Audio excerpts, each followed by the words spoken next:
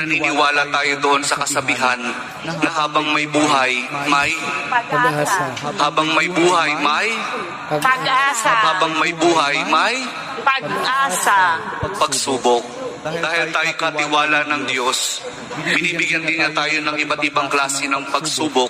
Kaya po doon sa pagsubok na yon, saka pa lang natin mauunawaan na talagang ang ating buhay ay mayroong, habang may buhay mayroong, Pag-asa. habang may buhay may Pag-asa. pagbangon.